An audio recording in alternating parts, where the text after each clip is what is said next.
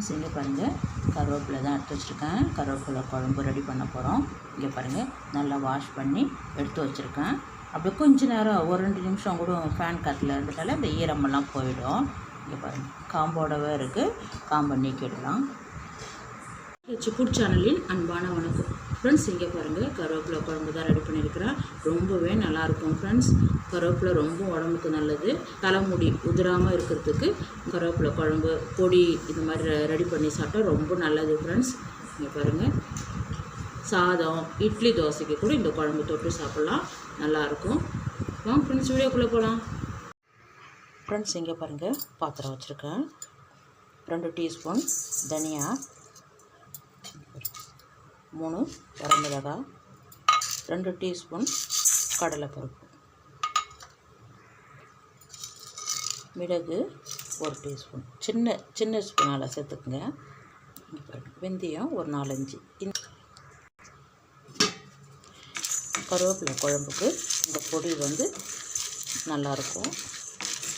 நல்ல தீயை குறவாக வச்சுட்டு நல்லா வந்து செவரை வதக்கிடலாம் ஃப்ரெண்ட்ஸ்.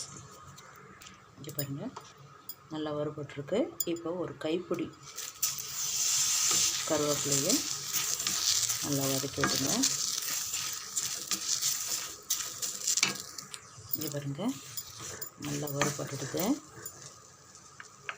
இதை ஆற வச்சுட்டு அரைச்சிடலாம் ஃப்ரெண்ட்ஸ். இந்த சின்ன சைஸு தான் தேங்காய் சின்ன பல்ல கட் பண்ணி வச்சுருக்கேன் பாருங்கள். ஃபஸ்ட்டு வந்து இதை பொடி பண்ணிவிட்டு அதுக்கப்புறம் தேங்காய் சேர்த்து அரைக்கலாம். தண்ணி விட்டு அரைச்சிடலாம் ஃப்ரெண்ட்ஸ். இங்கே பாருங்கள் பொடியை வந்து அரைச்சிருக்கேன். இந்த டைமில் இந்த தேங்காயையும் சேர்த்து தண்ணி விட்டு நல்லா அரைச்சிடலாம் ஃப்ரெண்ட்ஸ். நைஸாகவே அரைச்சிடுங்க. ஒரு எலுமிச்சம்பழம், சின்ன எலுமிச்சம்பழம் சைஸில் கொஞ்சம் புளி தண்ணி கரைச்சி வச்சிடலாம் ஃப்ரெண்ட்ஸ்.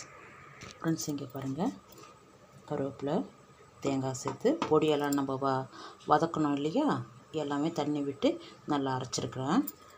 இங்கே பாருங்கள் வானலில் நல்லெண்ணெய் 4 டீஸ்பூன் எண்ணெய் மட்டும் விட்டுருக்கேன்.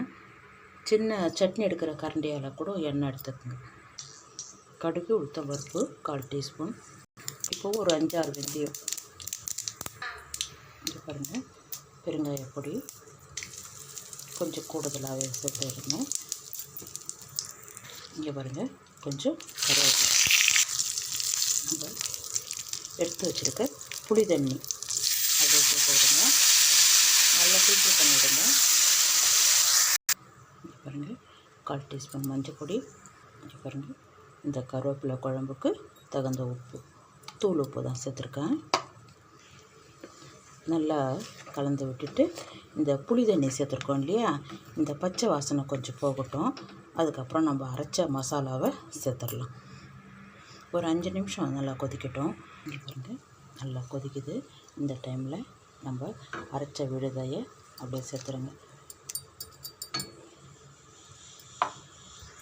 இங்கே பாருங்கள் அப்படியே இந்த ஜாரில் இருக்கிறதையும் கொஞ்சமாக தண்ணி விட்டு கலந்து விட்டுடுங்க. நல்லா கலந்து விடுங்க.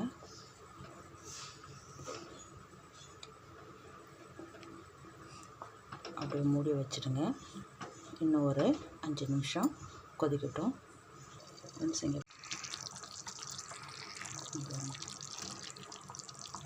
இந்த அளவுக்கு திக்னஸ் இருந்தால் போதும். கருவேப்பிலை குழம்பு